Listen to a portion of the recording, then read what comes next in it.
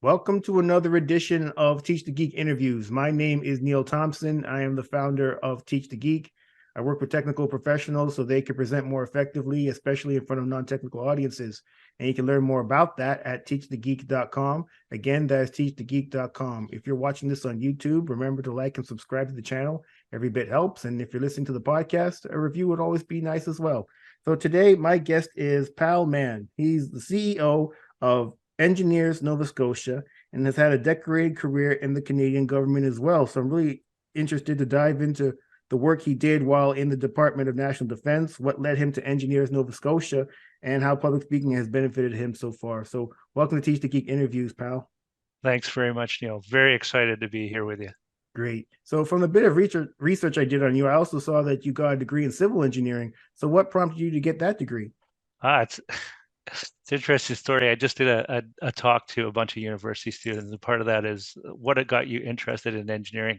It's a bit of a long story, but I'll try to keep it brief for you. I'm an immigrant. Came to Canada in '71. My parents were born in India, and my dad was a farmer, among other careers. But when we moved to Toronto, he grew tomato plants in the backyard, and he grew many tomato plants. And as a young kid, I remember him teaching me how to dig these little irrigation ditches and circular paths around the plant so he could water them from one point of contact. And so working in the mud, and really looking at how we could take care of his plants and how he showed me how to move the earth around really generated interest in that, which I found out later in my life was civil engineering. So it came from the tomato plants. Wow, you have a really interesting story. My story is not interesting at all, pal. I used to lie about why I went to engineering, and I did it because my father said I should. When I finished high school, I had no clue what I was going to do afterwards. And both of my parents also went to university, so they expected myself and my two sisters to do so as well. And my father said, "Do engineering." I said, "All right, engineering it is." Well, I would have to jump on you that too. Being part of an immigrant family, being a professional was somewhere in that. It was an accountant, lawyer, doctor, engineer. So I go back to the tomato plant. That's probably what led me to engineering as opposed to the other professions. Yeah, that's a cool story. You need to keep telling that because that's different from other people. Other people talk about, maybe they played with Legos when they were a kid. Maybe they were in Right. a robotics club or something like that. Maybe they took apart their parents' toaster in the Yeah. house. My mother would have killed me if I took apart the damn toaster. I didn't touch the Yeah. toaster. The toaster was for toasting things. Never take it apart. Fair enough. Yeah. Yeah. So I mean, I mentioned in the intro that you worked for a number of years in the Department of National Defense. What prompted you into that type of work, and Yeah. also what did you do when you did that? Yeah. So, when we were looking at university as an option for us, my parents were, lower middle class, and so there wasn't a ton of money. So I was in the primary reserves of the Canadian Armed Forces at the time in an engineering regiment as a young soldier, part-time soldier, and then I learned about the Royal Military College, which in essence is a full scholarship if you get selected. The only stipulation at that time was that you had a mandatory period of service after your degree. So I applied for the Royal Military College, was accepted, graduated in the late 80s, and at that time I thought, you know what, I'm going to do my 4 years of compulsory military service, and then I'm going to become a world famous bridge engineer. I eventually ended up staying 32 years in the Royal Canadian Engineers. Had a wonderful career in Canada and overseas. And when I started off my career, it was expedient civil engineering under hostile conditions. So building roads, building bridges, and then also demolishing the same, with a high degree of force protection to make sure that you would survive to the next task. So the mission I remember still, the mission of the Royal Canadian Engineers is to assist friendly troops to live, move, and fight on the battlefield while denying the same to the enemy. Wow. That's wow. So you initially started with 4 years of mine. You ended up staying, 8 times as long. So Oh, I'm just for kind of sure. curious. Yeah. What prompted you to extend Oh, to the 4 years? yeah. Well, I mean, at a stage where a lot of engineering graduates were looking at what their first employment was, I was sort of parachuted right into commanding a field engineer troop of 40 soldiers and having millions of dollars of heavy equipment to order to achieve my tasks.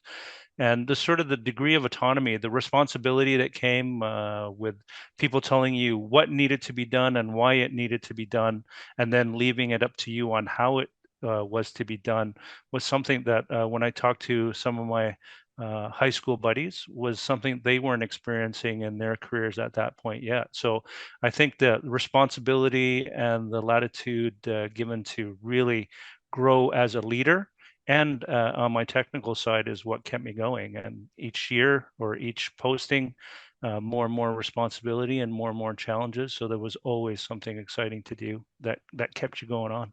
Okay, but then after 32 years, you decided to leave. So I'm curious, what was the motivation for leaving? Well, when you get older, you realize that your body has now cashed a few checks that it's asking you to pay. And so as you look at across the board, as you get older, the military is a young person's game. For a large part of it, it takes a heavy toll on your family. It takes an emotional toll. It also takes a physical toll. So it was time to go in terms of what I felt I had achieved and what was laying ahead of me. And there were new challenges I was looking for. There were areas that I had not tried before, and finding my way in the corporate boardroom was an area that really intrigued me, and I wanted to see if my skills would translate. And as you mentioned from your research, um, the the skills, the experience that I had were really attractive to those outside of the military. So I did find myself moving into another job in Edmonton at first, which eventually led me to Nova Scotia. Yeah, so I'm really interested in finding out. So you leave this job more of a maybe a calling, really. 32 years in the military to then go and work for engineering associations. So what was it about engineering associations that attracted you? Well, it's interesting, the military and all those that serve in those kind of capacities. There's a calling, as you mentioned, it's a great word. There's an obligation that you feel, or a duty you feel to provide to the public, to support the public, protect the public in that sense. And that was a natural transition when you talk about engineering associations. The engineering associations are the licensing bodies for professional engineers in Canada, or PEs as you call them down in the United States. And the real role of the engineering regulators is to make sure that those are granted licenses are competent and qualified to hold a license, and that they remember their obligation to practice the engineering in the best interests of the public. So, natural segue, moving from one protecting the public organization to another protecting the public organization. And I found some of the skills that I had developed later in my career as an educator, as an instructor, translated really well in helping engineers to understand their obligations to practice engineering responsibly. So then when you started at working with engineering associations, what type of work did you do then? And then what type of work do you do now as the CEO of Engineers Nova Scotia? Yeah. So when I first started, I first went into the in Alberta and Edmonton with the Associated Professional Engineers and Geoscientists of Alberta.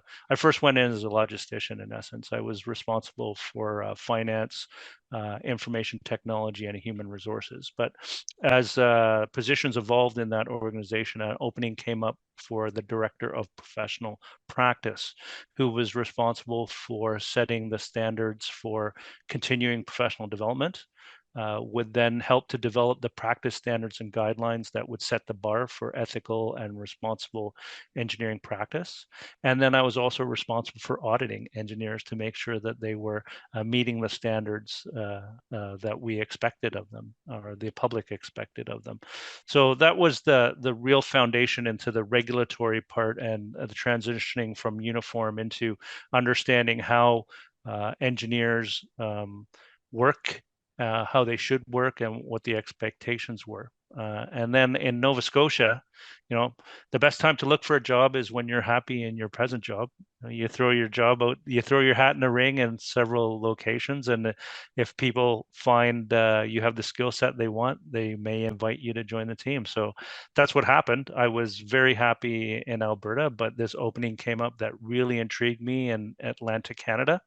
And so I put in my application and interviewed, and lo and behold, they thought I had the skills that they were looking for, and they offered me the position.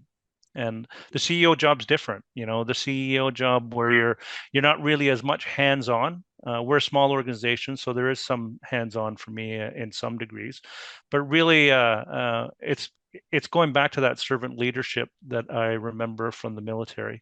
I'm here to create the conditions for those that work for me for their success, whether it's time, money, skill, people, whatever they need. It's my job to make sure that I set the conditions for them to succeed. Excellent. I'm really glad that you're happy as the CEO of Engineers Nova Scotia. But you did mention that when you look for a job when you already got one. So what applications have you put in recently, pal? I've moved to a different area now. I'm very content here, and I'm in the later stages of my professional life, so I'm quite happy here in Atlantic Canada. So if anybody from Engineers Nova Scotia Council is watching, no worries about that. I've actually looked now at more volunteer opportunities. I've had great success in doing a very detailed directorship course through one of the institutes here in Canada, the Institute of Corporate Directors. So now I'm looking to transition some of the skills that I've gained over my lifetime to participate in councils and boards for other bodies that may need strategic advice or counsel as well. So being the head of an engineering association, what are the differences between that type of role and being the head of a unit in the military? Oh, well, obviously, the approaches are slightly different in some sense. The military is very mission focused, and sometimes the mission is paramount, and sometimes you have to really make some very, very tough decisions that affect people personally in order to achieve the mission. I think in the world of regulation right now, it's not as critical, or the impact on an individual's life is not as severe. And I find the time expectations, or the time resource that we have, allows for much more consideration and collaboration with stakeholders than some of the missions that I had in the military. Not all of them. I mean, in the military, lots of collaboration when time permitted. But I find that sometimes time was short in the military. But I find that those skills that I learned in the military on how to talk to people, how to listen to people, how to understand what people need, how to gain consensus, are all skills that I use as a CEO right now. And I think the challenge is often having that healthy debate and making sure that people, you've heard all they have to offer before you make a decision. And I think that's really key in both roles. So other than the fact that I don't have to dress in green every day, it's pretty much the skill sets translate pretty consistently. Nice. Do you think that leaders should have their own leadership style, or should they lead based on how the people under them want to be led? Oh, well, that's, it takes a lot of leadership studies here. And I think it's important for a leader to develop their own leadership style. But that leadership style has to really take into account some of the things that the people below you need. And I've done a lot of reading in this sense. One of the famous tools that we had in the military, and others have in the corporate world, is the leadership philosophy. So I have really thought about a leadership philosophy, and I've written it down, and I've shared it with my whole team so they understand what's important to me, and how I work. Uh, I'm an empathetic leader. I believe that emotional intelligence is really important so that you can understand the perspectives and see problems from the viewpoints of those who are looking to solve them. And I'm also a transformational leader. I believe it's really important that people get satisfaction out of the work they do. The philosophy that I use, as I mentioned, I grew up with.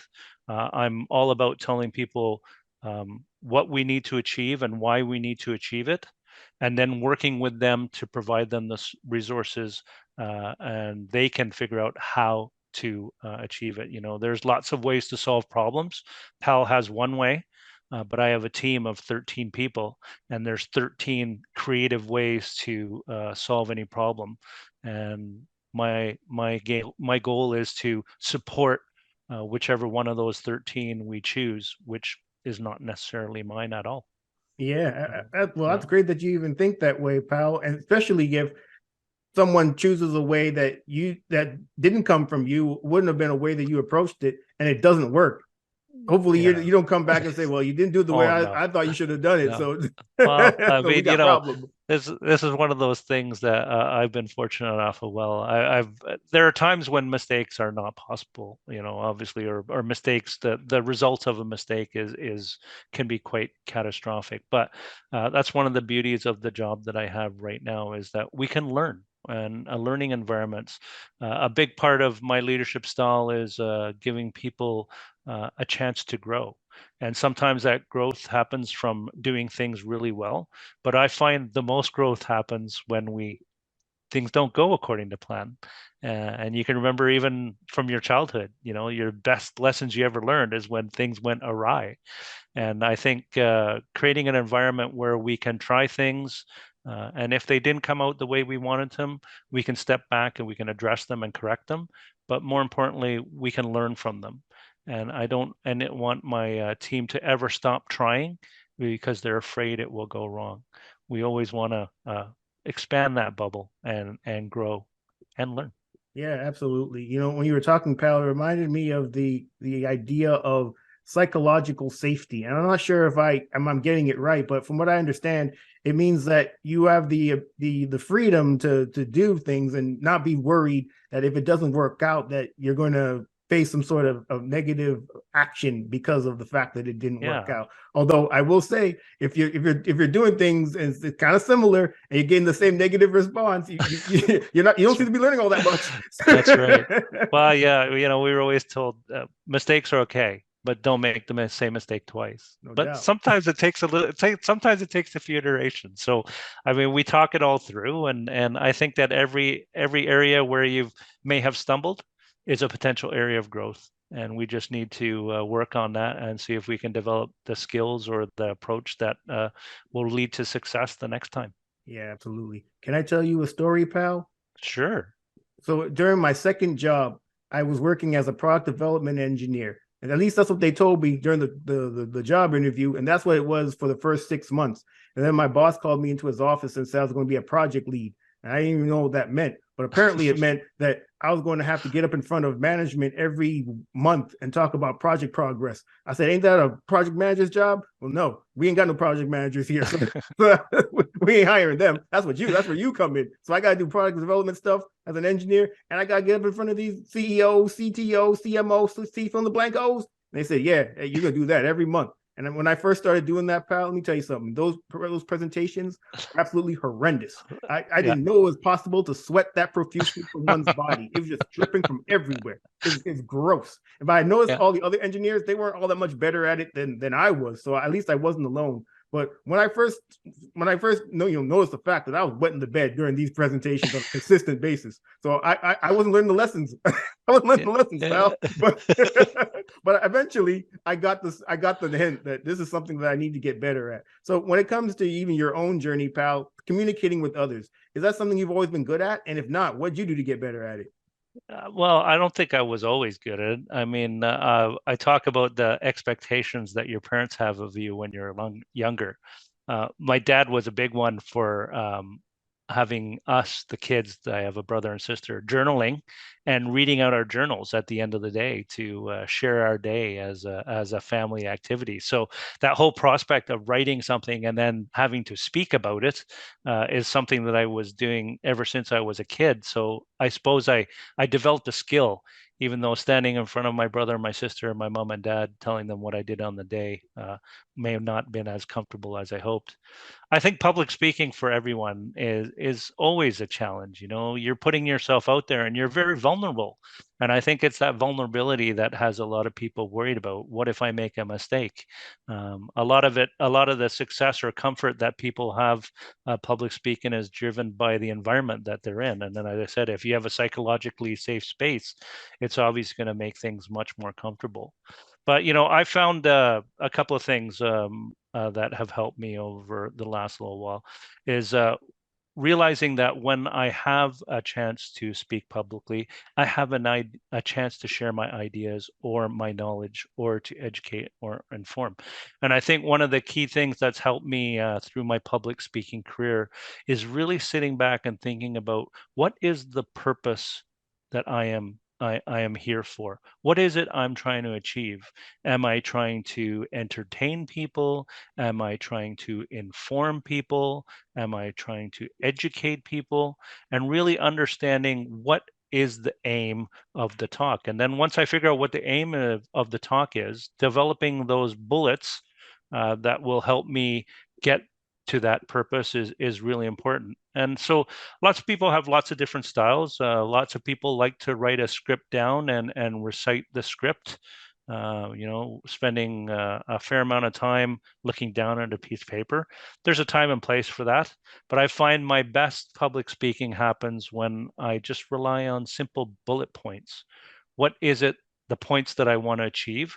Because it's already in my head what I want to say about those points. I don't need to read about the text. So that keeps me on time. It keeps me on script, so to speak. And it allows me to be more natural. It allows me to engage with my audience, look in their eyes. Are they understanding what I'm saying? Are they confused by what I'm saying? Is what I'm saying going over well or not? And I think that's the really important part for most public speakers, is really keeping that contact with your audience. Because if you're losing contact with the audience, you need to find some way to engage with them. And that's hard to do if you're staring down at a script on a podium. 100%. When you were Yeah. talking, pal, you mentioned when you were younger, having to journal and tell your family about it. It reminded me when I was younger, my father said I had to learn to type. And that man can't type. He can't type to save He his can't life. type? No, No. to save his life. Oh, But well, that's he why he has insists. a son. Yeah. So I remember it was the summer after seventh grade. He said that I had to learn how to type. No, before seventh grade, and I had to learn how to type. So during the summer, so all the kids outside playing, I had to be inside with my computer. I had to go. I got a book at the library called "Touch Typing Made Simple." I still remember the book. I still remember the name of the book, and I would have to show him at the end of the day all the words that I typewritten typed. pages. Yeah. So while you were busy, But, journaling and telling your parents what you did for the day, I was showing my father that's A B good. over again. No, well done. Now you must be a brilliant typist. Oh man, I could have been a secretary. If this whole engineering thing don't work out, man, I could be an You could admin, have. no There problem. you go. Well, there you go. It's always Yeah, good to have a backup. no doubt. Yeah, absolutely. And I certainly take your point about not memorizing not memorizing presentations or not only that, but actually reading them out. Because you're Yeah, right. When you read them out, you're looking down at what you're reading, and you're not looking at people. And when you're not looking yeah, at people, then they're probably not going to look at you. And if they're not looking that's at right. you, they're probably not going to listen to you. And then if they're not listening to you, then what the hell is the point of you reading anything? That's the great chain of events there. Yeah, yeah, that's agreed. I've always found that being natural up there, and that's another thing. I don't like to be behind a podium. I like to walk to the left and the right. I'm a bit of a walker on that one, and I think the more you walk around, the more you look at people, the less it feels like public speaking, and the more it feels like a conversation. And we're all good at conversations. Oh, 100%. Yeah. At least you would hope so, unless you're just It, you get social problems. But that's right. other than that, yeah, most of Yeah. us should be able to talk to people regularly. Although I will say, when it comes to giving presentations, do you ever get nervous? And if so, what do you do to deal with your nerves? Oh yeah, I think everyone gets nervous. There's that sort of butterflies when you go up. I remember, I played a lot of sports. It's no different than the opening face-off drop or the kickoff before an event. You always feel a little nervous. But that nervous energy is good because it means you're engaged and you're excited about the event. I think that when you come up to a group, normally that first little icebreaker part is kind of important to me. And you read a lot of things say make a joke, but it doesn't necessarily have to be a joke. It can just be that first bit of casual interaction with people when you're introducing yourself or you're introducing your topic, before you get into the meat of your presentation. It's an ability, or it taking the opportunity for people to really understand you better than just the words they've read in the program of who's speaking, but really to introduce yourself. And that's a topic, that we all know well, who we are.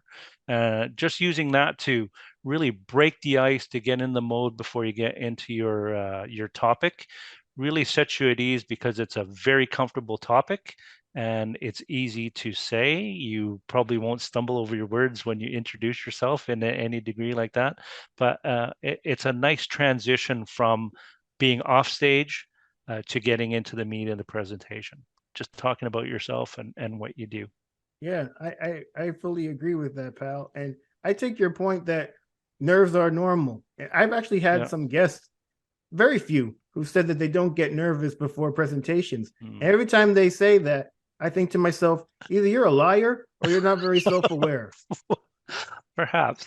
I mean, I would hate to call anyone a liar, because Yeah. I'm not them. But I guess we all manifest nerves in different ways. Some people are leg shakers. Some people are excessive sweaters. So you get whatever you want. Me, I sort of feel it as a tingly in my stomach. That's and I know I can't say I'm ever. I was nervous before I came out and talked to you, even though I was looking forward to it. It's just one of those natural things. I think it's your body preparing to perform as well. Yeah, 100%. And when I think about it, it's if you're nervous, it's a sign that you actually care about the outcome. Right. If you Yeah. don't care, then maybe you're not all that nervous. Maybe. Yeah, It's and fair. if that's Fair enough. and if that's the case, then I don't even want to talk to you. Then I don't want you talking to me. It is. Damn it, be nervous. You're supposed to be Yeah, nervous. for sure. Yeah. So for the people who are listening or watching this conversation, pal, and they want to get better at giving presentations or public speaking in general, what number one tip could you offer them? Yeah, wow, there's so many different tips that are out there. How do you encapsulate that? I think the number one tip that I would give people is to really go back to what I said earlier. Understand the reason you're talking to people. What is it you're trying to do? Like I said, is it educate them? Is it inform them? Is it to entertain them? Is it to make them think? And always stay on that message. We have a tendency sometimes to doubt ourselves when we're giving out a message and we're not sure whether our message is being received. And then we end up going into tangents that we're unprepared to go to, and we can lose track of what we want to say or what we are saying. I think keeping on purpose, remembering what your purpose is, and always drawing back to that will keep you true, will keep your thoughts flowing in the right direction, and will hopefully resonate with the audience as well. Excellent. Well, this has been a great conversation, pal. Thank you so much for being a guest. How can people get in touch with you? Well, they can reach me at info@engineersnovascotia.ca. We're on the website, engineersnovascotia.ca. Lots of contact information there. I'm also on LinkedIn with my full name, Dharminder Pal Singh Mann, Pal being my short name. But reach out. I'm a friend with you, Neil, on LinkedIn, so I'm sure they can find me through your contacts as well if they needed to. Excellent. Well, everyone, that marks the end of another edition of Teach the Geek interviews. My name is Neil Thompson. I'm the founder of Teach the Geek. I work with technical professionals so they can present more effectively, especially in front of non-technical audiences. And you can learn more about that at teachthegeek.com. Again, that's teachthegeek.com. Until next time, take care and stay safe. Thanks, pal. Thanks very much, Neil. Be safe.